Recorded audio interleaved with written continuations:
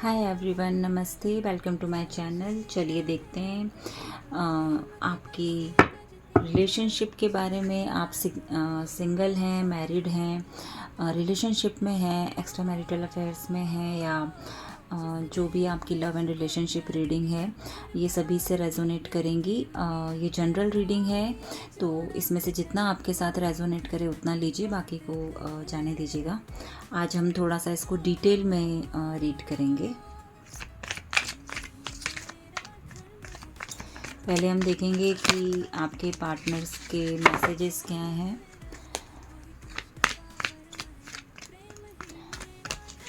ये hidden feelings हैं, जैसे मैं हमेशा बोलती हूँ, हिडन फीलिंग्स जो होती हैं वो मन में ही होती हैं। वो आप तभी उसको अपनी लाइफ में अप्लाई करें, तभी जब वो आपके पार्टनर उसको एक्शन में भी शो करें। ठीक है, तो ये मैसेजेस आपको हेल्प करते हैं उन्हें समझने के लिए कि शायद कभी हम हो सकता है एक दूसरे को समझ नहीं पाते हैं, तो ये मैसेजेस आपको हेल्प करते हैं कि आपके पार्टनर आपके बारे में सोचते क्या हैं। ठीक है,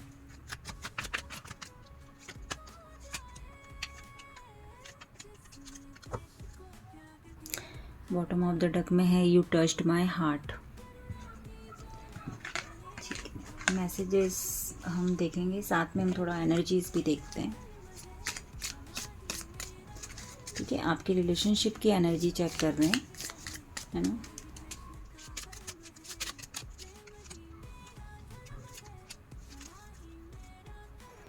ट्रस्ट, इसको मैं भी गाइड करती हूँ आपको। और आपके लिए रिलेशनशिप में हम गाइडेंस भी देखते हैं कि क्या गाइडेंस है। इसको फिर मैं एक साथ रीडिंग करूँगी।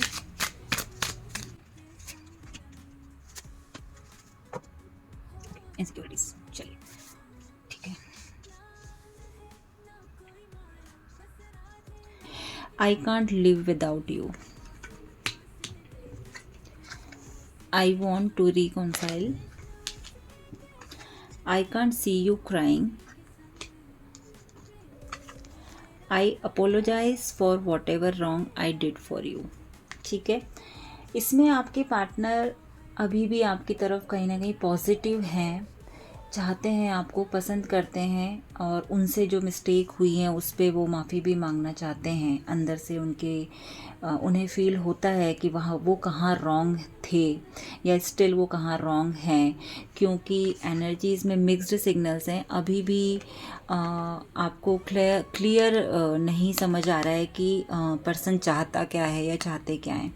ठीक है, तो वो आपको क्लियर नहीं बता रहे हैं।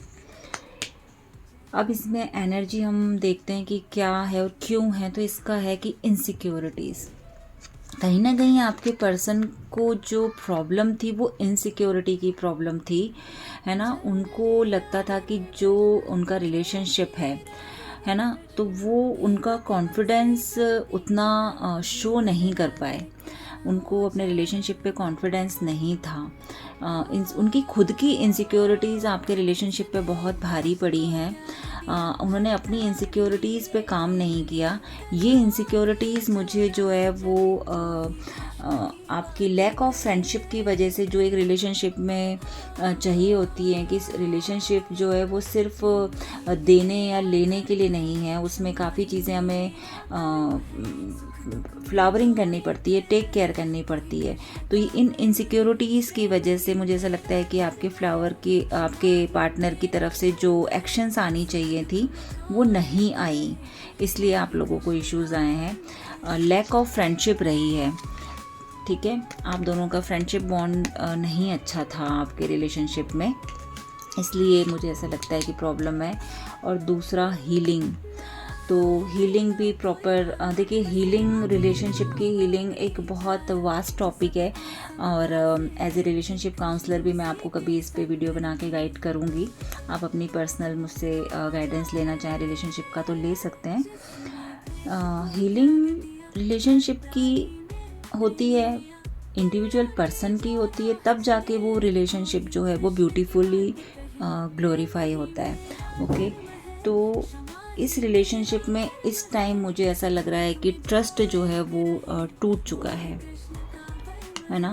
तो ट्रस्ट नहीं रहा है आप दोनों को ही एक दूसरे पर, और ये रिलेशनशिप फाइनली डिमांड कर रहा है अब जजमेंट का, क्योंकि इसमें आप भी जजमेंट चाहते हैं और आपके पार्टनर भी जजमेंट ही चाह रहे हैं, क्योंकि दोनों को ऐसा लग रहा है कि वो सही हैं, वो सही हैं।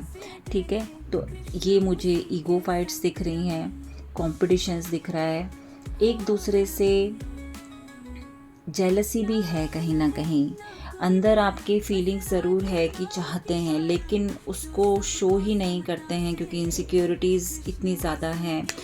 और ये मुझे पूरी जो रीडिंग का दिख रहा है इस टाइम की नवंबर में आप लोग अपने रिलेशनशिप पे फोकस करें अगर बनाना चाहते हैं तो, बजाय इसके कि इंडिविजुअल पर्सन या तो आप या वो एक दूसरे के ऊपर फोकस ना करके रिलेशनशिप को अगर संभालना चाहते हैं तो रिलेशनशिप पे फोकस करके आपको काम करना पड़ेगा। उसके लिए हम देखते हैं कि कैसे आप अगर चाहते हैं इस रिलेशनशिप को बनाना तो कैसे इस रिलेशनशिप को बना सकते हैं। अभी भी होप है क्या, पहले तो ये देखते हैं।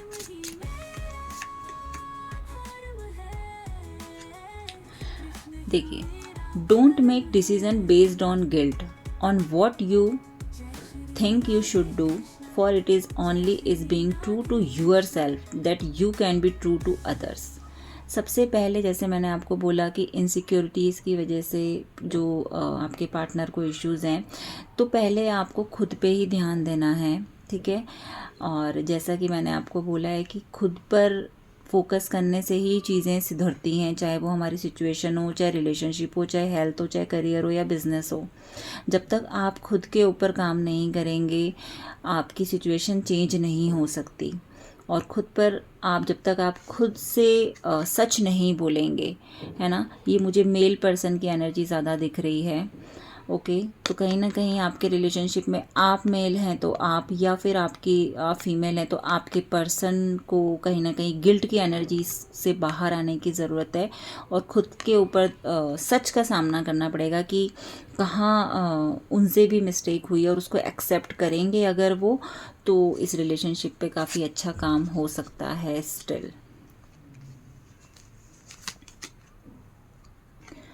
Wait, don't rush into it, allow nature to make it course. Okay, wait का कार्ड है। इसमें मुझे ऐसा लग रहा है कि थोड़ा सा डिवाइन टाइम का वेट कीजिए। हो सकता है कि नवंबर दिसंबर तक आप लोगों की रिलेशनशिप में और क्लैरिटी आ जाए, बट क्लैरिटी आने के साथ साथ अगर आप खुद की भी चीज़ों पे काम नहीं करेंगे या अपनी इंडिविजुअल पर्सनालिटी को चेक नहीं करते हैं तो फिर डिसीज़न यूनिवर्स की तरफ से जो लिया जाएगा वो आपको एक्सेप्ट करना ही होता है। फिर फॉरगिवनेस, यहाँ पर past event, stop focusing your energies on past events, for life is too precious to waste you create your reality by what you think, dream and imagine. Okay, तो फॉरगिवनेस का card है। ये forgiveness आपको अपने लिए भी prayers डालनी है, आपके रिलेशनशिप के लिए भी डालनी है, और खुद को माफ़ कीजिए, पर्सन को माफ़ कीजिए, रिलेशनशिप पे फोकस कीजिए। जैसे मैंने आपको रीडिंग के स्टार्टिंग में ही बोल दिया था कि ये इंडिविजुअल रीडिंग ना होकर रिलेशनशिप के मैंने एनर्जीज़ के हिसाब से देखा था। तो इस टाइम जिस भी रिलेशनशिप में आप हैं, अगर आप उस रिलेशनशिप को रखना चाहते हैं तो आपको माफ़ करके, अपनी गलतियों को एक्सेप्ट करके, उनको समझ के और बिल्कुल जेन्युइनली उसको एक्सेप्ट करना पड़ेगा, और उसके बाद में आप अपने रिलेशनशिप में आगे मूव कर सकते हैं। बाकी यूनिवर्स का डिसीज़न तो जो है वो रेडी होता ही है, हमें उसको एक्सेप्ट करना ही होता है। ठीक है, तो अगर हम गिल्ट में नहीं होना चाहिए, मुझे ऐसा लगता है कि जो भी यूनिवर्स का डिसीज़न हो वो एक्सेप्टेबल होगा, लेकिन उसमें आपको ये रिग्रेशन नहीं होना चाहिए कि आपने कुछ कोशिश करनी थी वो नहीं की।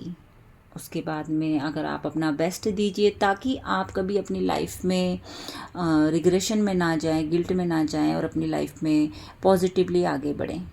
Okay, thank you, best of luck.